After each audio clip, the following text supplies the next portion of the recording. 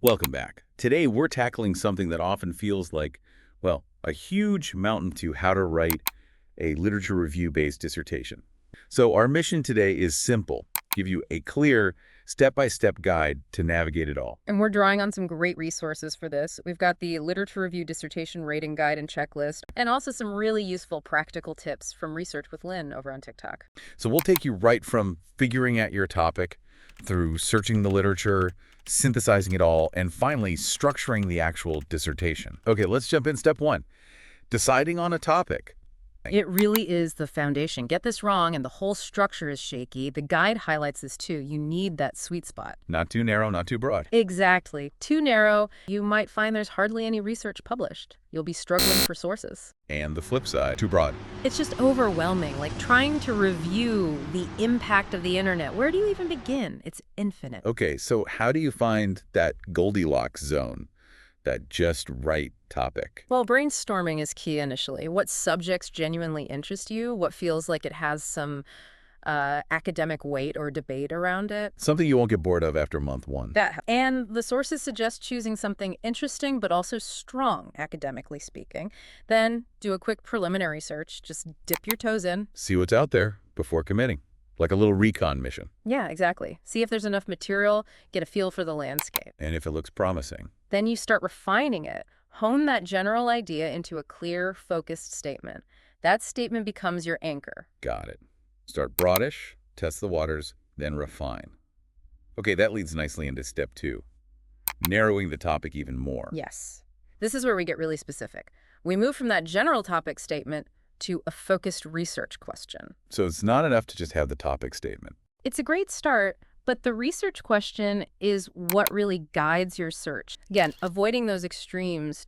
It's like focusing a camera lens, right? You need that sharp focus. Perfect analogy. And your research question provides that focus. It tells you exactly what you're trying to find out from the literature. Everything flows from that question. Step three, searching for the literature. This feels like where the real heavy lifting starts for many people. It can feel like it, yeah. And the guide acknowledges it can be a bit of trial and error sometimes. You try some keywords, some databases. They don't always hit the mark straight away. Pages of results thinking, nope, nope, maybe, nope. We've all been there. But the good news is a structured, consistent approach saves a lot of time in the long run. Less guesswork, more strategy. Exactly. And keeping a record of your searches, what you searched for, where, what worked, what didn't, that history is actually really useful for refining your strategy as you go. Like a detective's notebook for your research. Kind of. And that literature review guide and checklist actually lays out a really practical 10-step process for searching. Okay, so a solid, well-documented search is key, right? We've done our search. We have a pile of relevant articles. What now?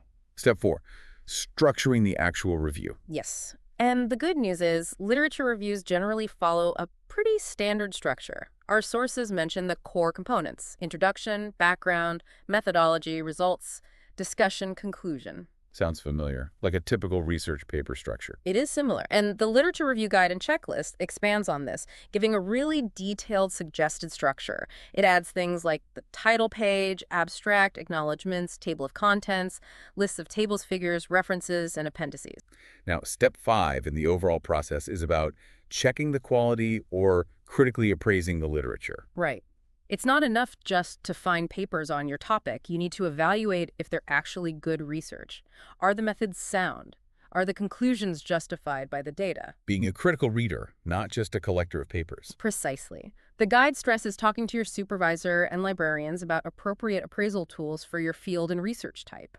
It gives examples like the MFTEP for mixed methods or the Johns Hopkins tool for nursing research, just to show the kinds of frameworks available. So there are specific tools to help you systematically judge the quality. Yes. They guide you through looking at things like study design, sample size, data analysis, potential bias, etc. It ensures your review is built on solid foundations. Okay, step six, data extraction with tables. This is about systematically pulling out the key information from each included study.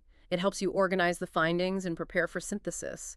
You need to really analyze the articles to understand what they're saying and maybe what they're not saying. Getting the core data out. And the guide strongly recommends using a table, sometimes called a literature matrix or summary table. It helps you compare studies easily. What goes in this table typically? Things like the citation, Author, year, country, the study's main purpose or aim, the methodology used, the sample, who, how many, and crucially, the key findings relevant to your review question. A snapshot of each study side by side, Exactly.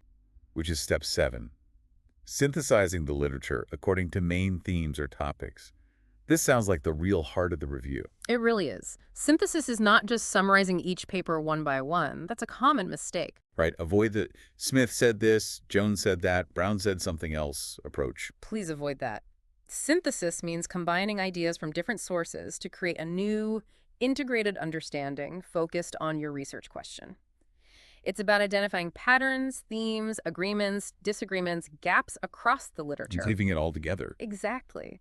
It involves critical analysis. How do these studies relate to each other? How do they collectively answer, or fail to answer, parts of your research question?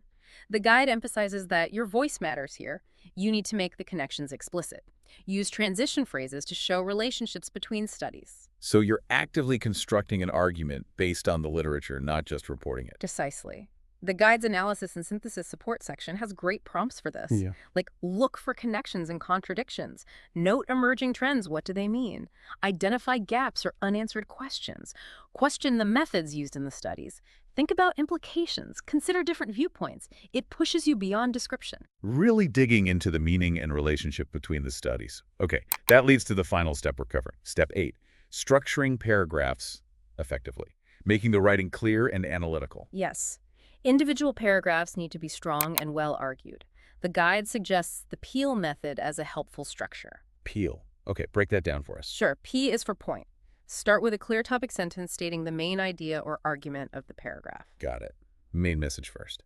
E is for evidence.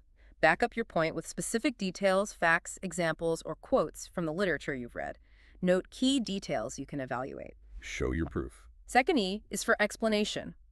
Don't just drop the evidence. Explain how it supports your point. Interpret it. Analyze its significance. Tell us why the evidence matters. Then evaluation. This is crucial for critical analysis. Assess the strength or relevance of the evidence or point. Discuss its limitations, maybe. Why is it persuasive? Show your thinking critically about it. Your assessment of the point and evidence? And finally, L is for link. Connect the paragraph back to your overall argument or research question, and maybe link forward to the next paragraph. Ensures flow and coherence. Point, evidence, explanation, evaluation, link. PEEL. That seems like a really solid way to build analytical paragraphs. It really is. It scaffolds your argument and forces you to go beyond just describing the evidence. The guide has examples showing a basic versus a more advanced PEEL paragraph, and you can really see the difference in depth and analysis. Yeah, the advanced one really digs into methodology and links clearly. Very useful. Definitely a technique worth practicing. So there we have it. A pretty comprehensive roadmap, wouldn't you say, from topic to paragraph structure for a literature review dissertation. We've definitely covered the key stages, drawing on that excellent guide and checklist. It's a systematic process, not magic. Exactly.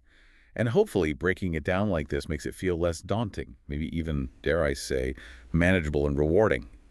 And remember, that literature review dissertation writing guide and checklist we mentioned is available for much more detail. It's a fantastic resource to have by your side as you work through this.